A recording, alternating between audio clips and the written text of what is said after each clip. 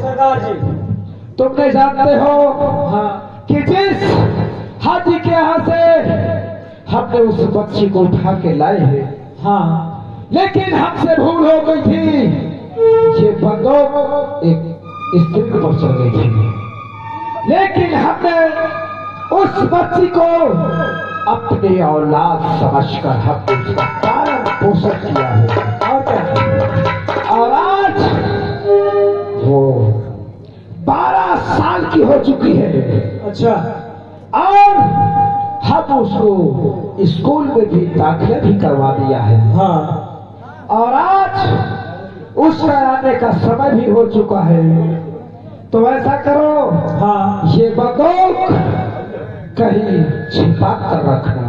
ठीक है। ठीक है, क्योंकि हमारी बेटी आने पर उसको देख न सके, क्योंकि हमने उसका नाम सोफा ही रखा है। चलो, और हम उसका इंतजार करते हैं।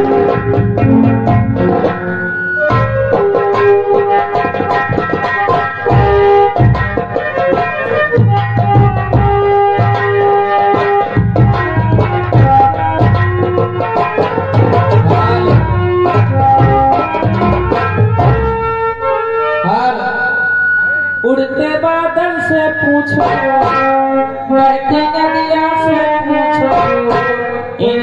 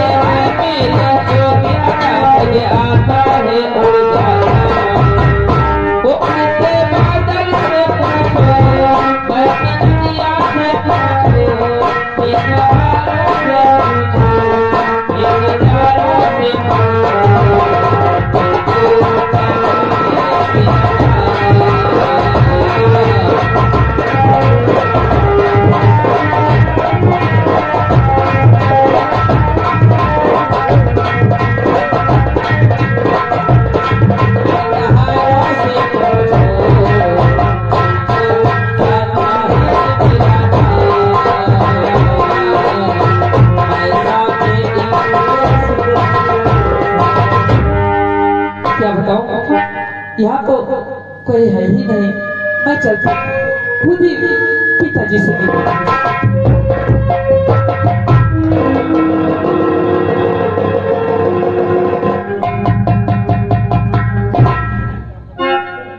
नमस्ते। नमस्ते। कैसे आना हुआ? मैं पिताजी के पास जा रहा हूँ, पिताजी से मिलना है। और क्या आना हुआ? और ठीक ठाक है जी। आप तो बहुत बड़ी हो गई हैं। क्यों, क्या मैं हमेशा छोटी ही रहूंगी क्या? वही तो हम कह रहे हैं कि हमें चलिए।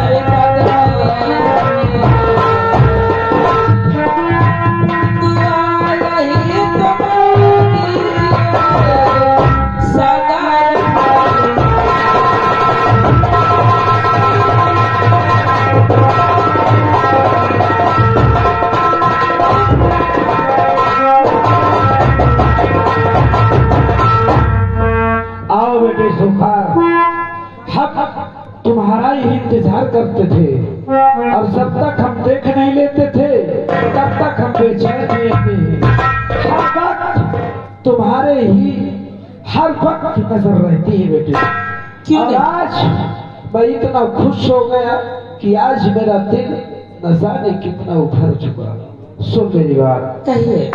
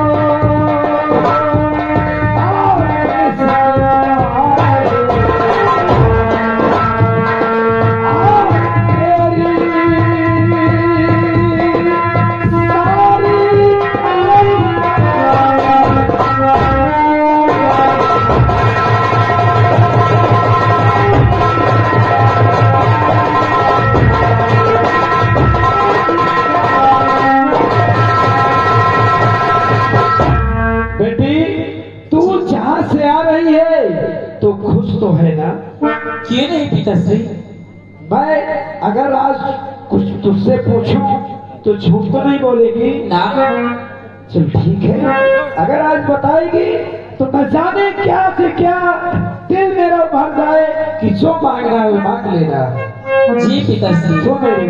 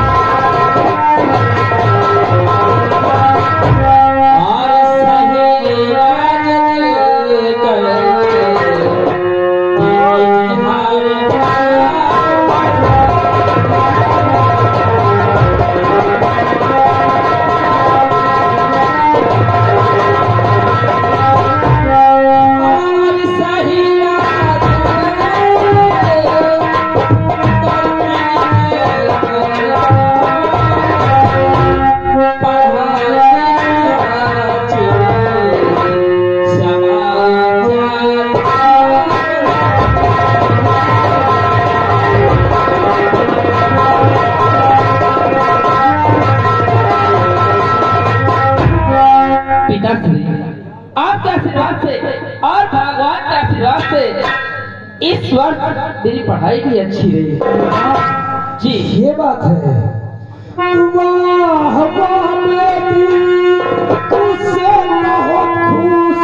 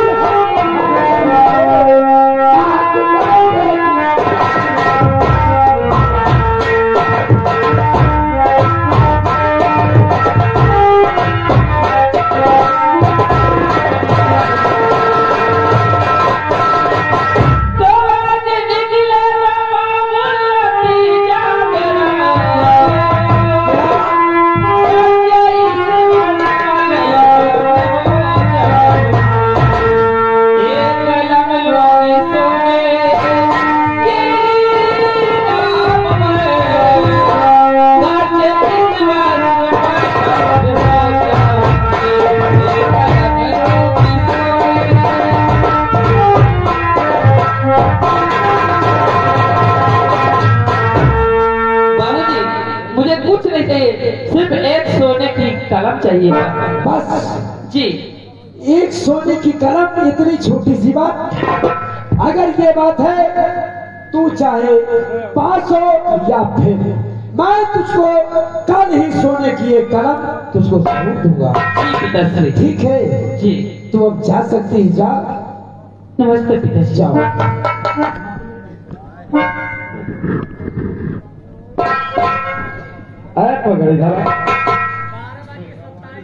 देखा हमारे बेटी का क्या खुशियों का भंडार लेकर आई है, और आज मेरी बेटी पास हो गई है, और मैं इसने सोने की कलम मांगा है तो मैं इसको जरूर दूंगा। बिल्कुल बिल्कुल, क्योंकि बच्चे हैं हमारे, और सिवा इसके सिवा हम कोई नहीं है हमारे पास।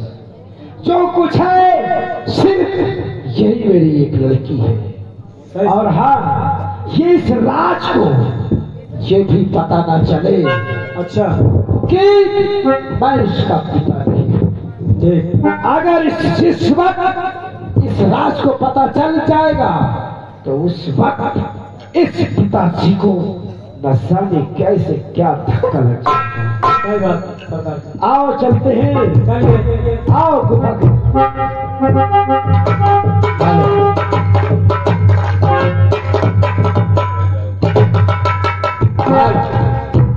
नजर नहीं आता, नजर नहीं आता, पंछी एक नजर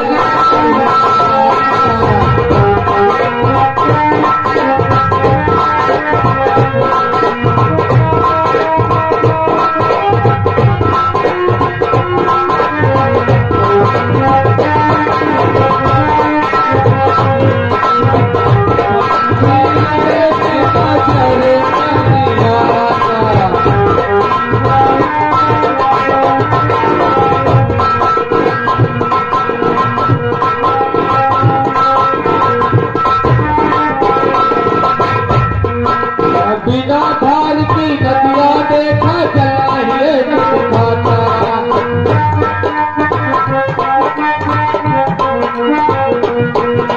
बिना धार की नदिया देखा चाहिए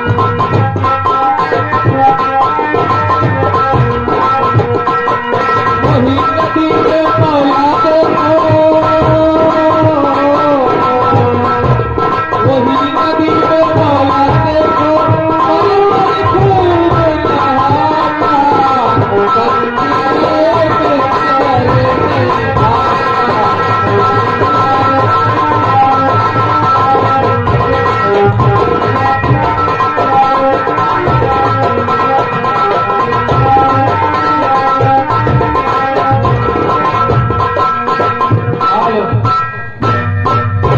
दोस्तों आज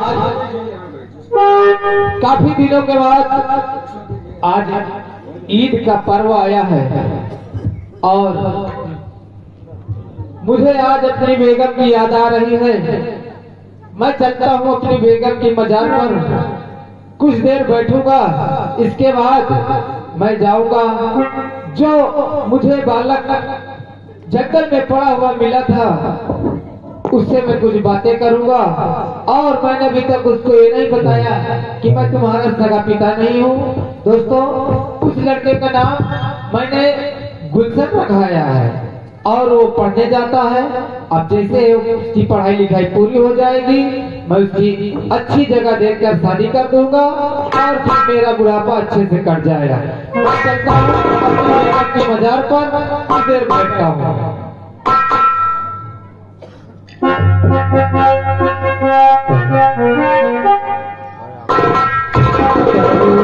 दिगर साहिब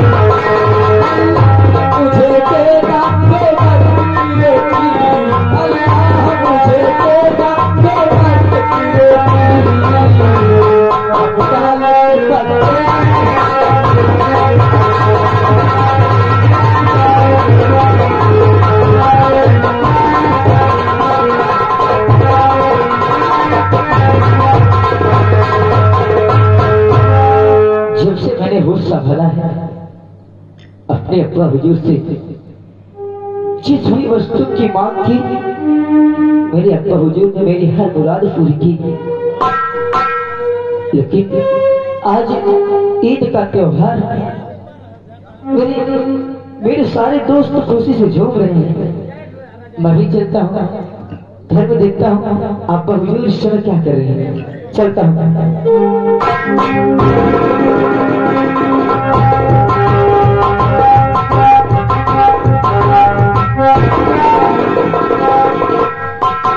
मैं क्या देख रहा हूँ अब्बा हुजूर तो इस वक्त घर पे होना चाहिए। ईद का त्योहार है, घर की सजावट और नए नए वस्त्र और नई नई वस्तुएं लाना चाहिए। लेकिन क्या देखता हूँ बीच रास्ते पे और एक बाजार पे बैठे हैं और उनकी आंखों में आंसू। खैर कोई बात नहीं, मैं अपने अब्बा हुजूर से स्वयं पूछ लेता हूँ। अरे अब्बा हुजूर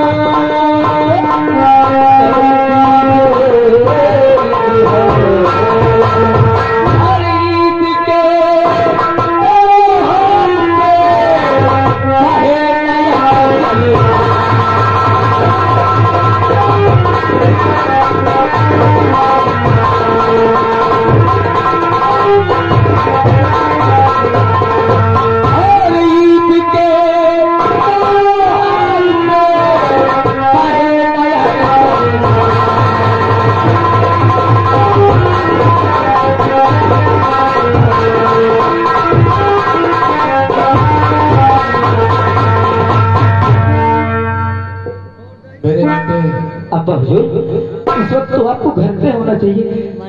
देखिए हर किसी के घर में खुशहाली है और मैं तो घर ही जा रहा था। लेकिन आप गंभीर चेहरा लेकर इस रास्ते पे और मजार के पास बैठे, आपकी आंखों में आंसू। मजार किसकी है अब्बा हुजूर?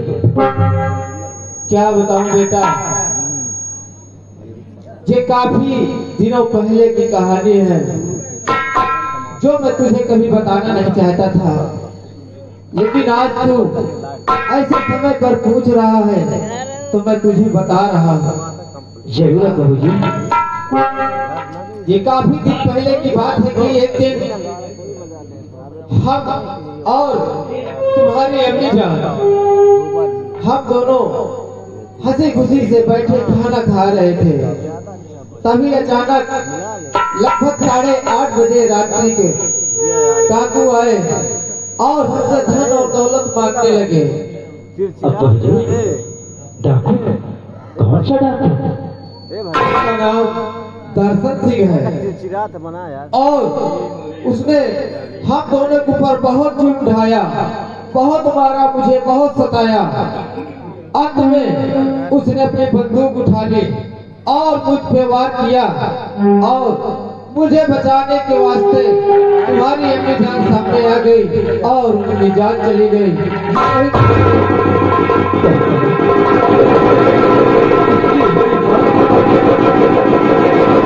इतनी बड़ी बात आपने आज तक मुझसे छुपा कर रखी, इसका मतलब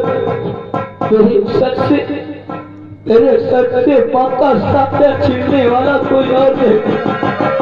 डाकू दर्शन सिंह है।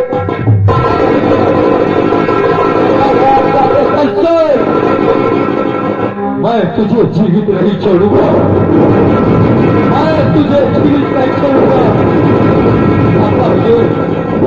अपने अम्मी जान की मौत का बदला मैं उस हरामजादे से जरूर लूंगा। एक एक जुर्म का हिसाब लूंगा। परजूर एक एक जुर्म।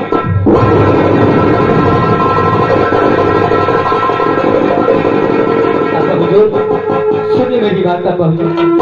कहो बेटा।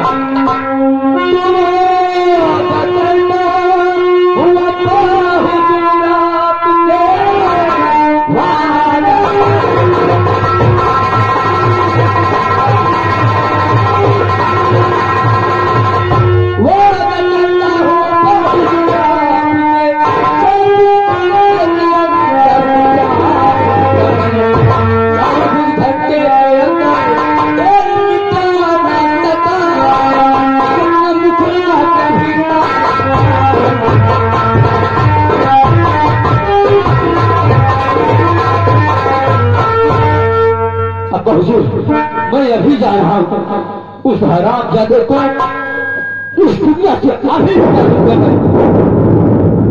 लेकिन बेटा अभी तुम पढ़ाई लिखाई कर रहे हो और ये जो तुम फैसला ले रहे हो ये अभी ठीक नहीं है।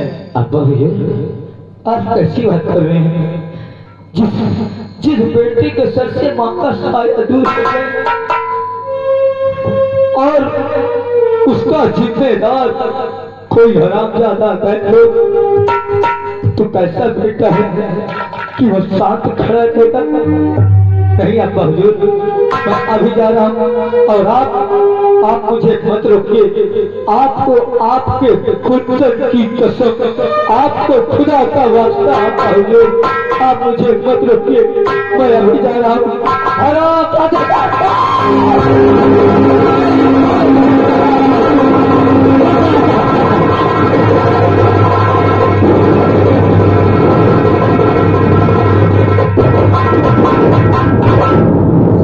क्या किया मेरे लाल? तूने मुझे अपनी कसम दे दी कि मैं तुझे रोक भी नहीं सकता हूँ। अरे मैं तो सारे अपने गम भूल गया था जिस दिन तू मुझे मिल गया था। तू मुझे मिला, मुझे सारी जिंदगी की सारी खुशियां मिल गई थी। खैर कोई बात नहीं, अगर किसी के भी साथ ऐसा गुजरेगा तो कोई भी बेटा ऐसे चुप नहीं बैठेगा। मैं चलता हूँ और देखता हूँ मेरा बेटा कैसे जाता है, क्या करता है। मुझे उसकी खबर लगना पड़ेगा क्योंकि वो अकेला है और अभी कहीं आया गया भी नहीं है। अगर कोई ज्यादा डाकू मिल गए तो भी खतरा हो सकता है। मैं चलता हूँ अपने घर, इसके बाद अपने बेटे के आस पास रहूंगा।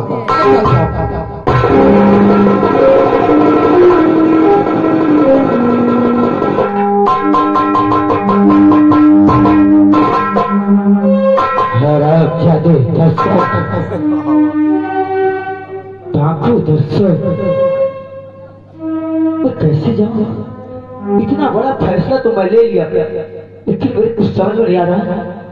ना तो उसका मुझे पता, ना तो कहाँ रहता है, मुझे कुछ मालूम नहीं।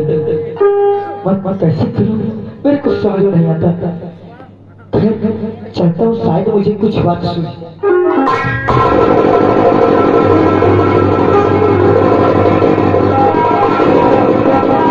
अस्सलाम वालेकुम भाईजान। वालेकुम सलाम। और सब खैरियत है? सब खैरियत है।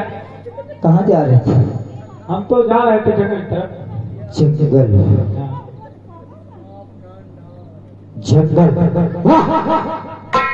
आपने आकर इतना बड़ा प्रश्न लेकर मैं चिंतित था और आपने आकर मेरा प्रश्न का हल दे दिया मुझे।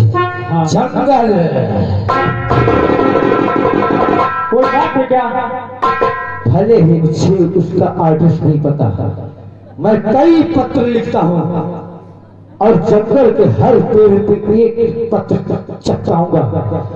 पत्र जब चिपकाऊंगा अच्छा तो कोई न कोई उस हरामजादे के गिरोह का उस पत्र को जरूर पढ़ेगा। हाँ जरूर पड़ेगा। और हाँ, मैं जानता हूँ कि हरामजादे डाकू अय्याशबाज होते हैं और मैं इस भेष में नहीं, मैं एक नारी का भेष धारण करूंगा। डाकू अय्याशबाजी होते हैं।